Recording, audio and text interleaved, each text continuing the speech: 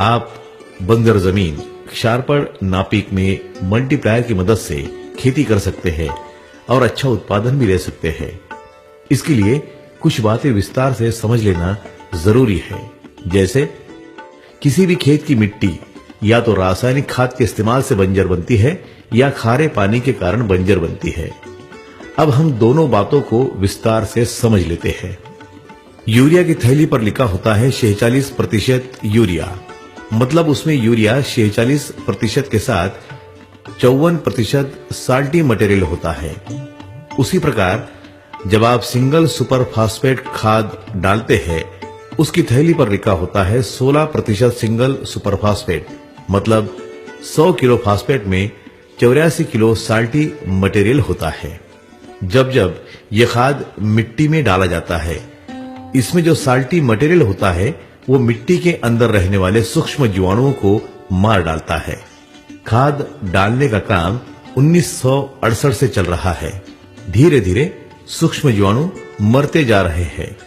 जिस मिट्टी के सूक्ष्म जीवाणु ज्यादा संख्या में मर जाते हैं, वह मिट्टी बंजर हो जाती है। उसमें कुछ भी पैदा होना बंद हो जाता है।